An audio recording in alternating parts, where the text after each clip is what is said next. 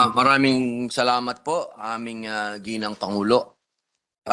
Maraming salamat po sa ating pinunong mayorya. A'udhu billahi minasyaitanir rajim. Bismillahirrahmanirrahim. Alhamdulillah rabbil alamin. Bismillahi wassalatu wassalamu ala rasulillahi. Assalamualaikum warahmatullahi wabarakatuh. Ginang tagapangulo, sa mga minamahal nating miyembro ng bulwagang ito, ako po ay tumitindig sa pulpito na ito sa personal at kolektibong pribilehyo upang manindigan patungkol po sa isyong dapat sana ay noon pa ay natuldukan na. Ang tinutukoy ko po ay ang pilit na pagbubukas ng usaping kung nararapat bang usigin ng International Criminal Court ang dating Pangulong Rodrigo Roa Duterte. Na tila ba nakakalimutan ng ilan ang negatibong implikasyon dala nito sa isang bansang buong pusong pinagsilbihan ng dati nitong pinuno. Taong 2016 ng pagkatiwalaan ng 16.6 milyong Pilipino si Mayor Rudy mula sa siyudad ng Davao upang maging ika-16 na Pangulo ng Republika. Ang tiwalang ito ay bumukal mula sa masidhing pagkauhaw ng ating mga kababayan para sa pagbabago. Hindi po natin nalilimot ang pagod na nararamdaman ng ating mga kababayan pagdating sa isyu ng kriminalidad at ilegal na droga na isa sa mga nagiging matinding hadlang tungo sa ating pag-ahon mula sa kahirapan at pag-unlad bilang isang lipunan. Dala ang pangakong dadating ang pagbabago. Lahat tayo ay naging saksi kung paano pinagkatiwalaan ng sambayanang Pilipino si dating Pangulong Duterte. Simula nang mahalal siya sa pwesto hanggang sa pagtatapos ng kanyang termino. 2 taon matapos ng kanyang tagumpay noong 2016 na halalan, ayon sa resulta ng Pulse Asia Survey noong 2018, sa ika-2 taon ng termino ng dating Pangulo, 69% ng mga Pilipino ang nagsasabing ang pagsupil sa ilegal na droga ang pinakaimportanteng pinagtagumpayan ng ating dating Pangulong Duterte. Maging sa kasagsagan po ng pandemya na masasabi nating humamon sa tatag ng ating pamunuan na natiling mataas ang rating ni dating Pangulong Duterte sa gradong 91% noong Setyembre 2020 at Nobyembre 2020. Ayon rin po yan sa Pulse Asia. Kaya naman, nakakadismaya po, hindi lamang para sa inyong lingkod, kundi sa milyong-milyong Pilipino na nagtitiwala kay dating Pangulong Duterte na ang balita ay ibinubuhay na naman po ng International Criminal Court ang mga isyu nila. Sa kasamaang palad, nalulungkot po tayo sapagkat itong kanilang inasang alang-alang at ibinibintang na kaso, ito daw po ay ang krimen laban sa sangkatauhan o crime against humanity sa ilalim po ng Article 7, Talata 1A ng statute. Para po sa kaalaman ng marami, ang krimen na isinumite sa ICC ay sinasabing naging laganap po sa buong Pilipinas sa pagitan ng ika-1 ng Hulyo 2016 hanggang sa ika-16 ng Marso 2019. Sa konteksto ng tinatawag na digmaan laban sa droga. Gayon din sa lugar ng Davao sa pagitan ng ika-1 ng Nobyembre 2011 hanggang sa ika-30 ng Hunyo 2016. Ito po ang isang statement ng ating kalihim mula po sa executive, mula po sa secretary ng DOJ na siyang dapat na magbibigay po ng pahintulot sa ICC. Ang sabi niya, malaking insulto sa ating lahat kapag pinapasok daw po natin ng ICC, para na po nating sinabi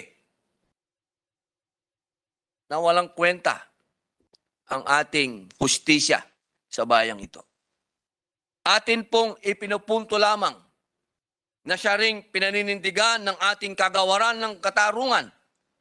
Walang jurisdiction ang ICC sa sitwasyon sa ating bansa sa ilalim ng prinsipyo ng non-intervention o hindi panghihimasok o pangingialam sa sovereign equality gaya ng nakasaad sa United Nations Charter.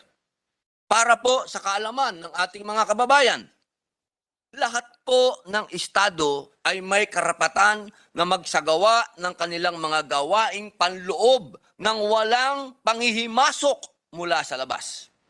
Ito po ang prinsipyo ng non-intervention o hindi pangingialam. Ang sovereign equality naman po ay kumikilala sa pantay na katayuan ng mga estado sa loob ng internasyonal na komunidad. Sa madaling sabi po, dapat kilalanin ng ibang bayan o pandaigdigang hukuman tulad ng ICC na tayo bilang isang bansa ay may sariling kasarinlan, pagkakakilanlan at soberenya.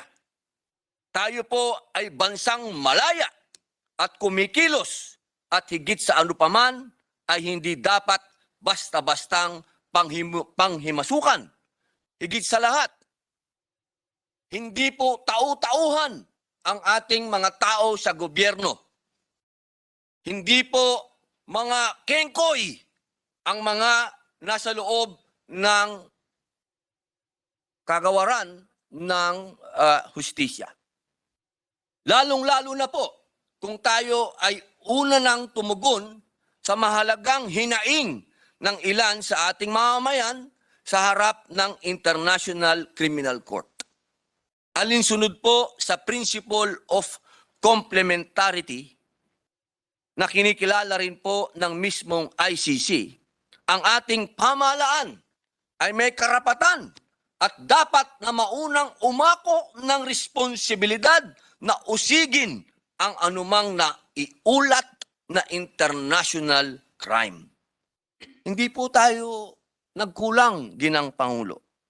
Alinsunod po sa Article 18, Talata 2 ng statute, ang ating pong gobyerno ay humiling ng agarang pagpapaliban sa nasabing pag-uusig. Nariyan po ang pagsusuri na isinagawa ng ad hoc panel ng DOJ na nagripaso pa sa mga kasong administratibo at kriminal laban sa mga tauhan ng Philippine National Police na sangkot sa anti-illegal drug operation ng nagdaang administrasyon. Kinatigan rin po ng ating kagawaran ang writ of amparo na nagbibigay ng proteksyon sa mga petitioners ng kaso.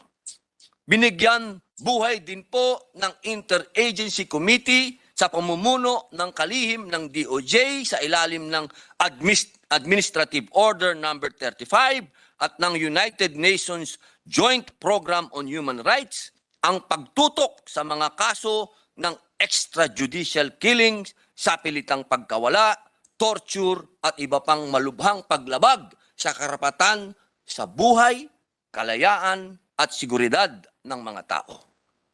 Bukod pa po ito sa agarang pagsisiyasat na isinagawa ng Internal Affairs Service ng PNP para disiplinahin ang di umano'y mga may kinalaman na tauhan ng pulisya. Malinaw po, ang ICC ay maaari lamang magkaroon ng jurisdiction kung saan nabigo ang sistema ng hustisya ng bansa. Tinatanggap po ba natin na walang saysay ang ating pampublikong institusyon, ang ating kagawaran ng katarungan, ang kalipunan ng ating sektor para sa pampublikong seguridad? Kung atin pong maaalala, formal na po tayong humiwalay sa Rome Statute ng ICC noong pang ika-17 ng Marso 2018. Ganap na po itong nagbisa matapos ang isang taon. Sa makatwid, hindi na po tayo tali sa ICC. Gayunman, ang ating paghiwalay ay hindi nangangahulugan ng pagpapabaya. Hindi po ibig sabihin nito na tayo po ay tumatalikod sa issue at hinahayaan na lang po natin ito. Hindi po. Patuloy pa rin ang pagsisikap ng gobyerno ng Pilipinas na ganap na palakasin ang mekanismo para tunay na mausig ang mga nagkasala. Patuloy pa rin pong gumagana ang ating hustisya.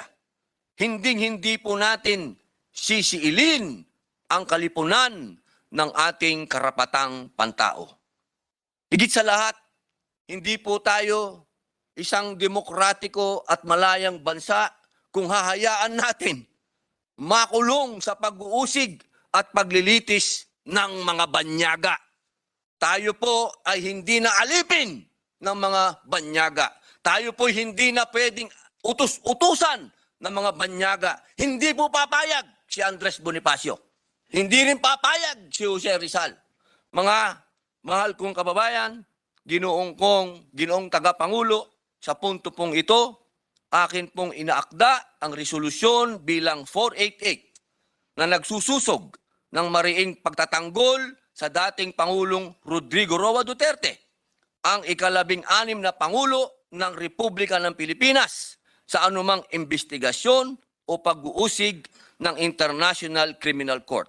Ginoong Pangulo, bilang panghuli, akin pong liliwanawin na kahit na sino pong naging Pangulo ng Pilipinas, kahit sino pa po, akin din pong ihahain ito kung darating ang mga dayuhan dito at kanilang iimbestigahan.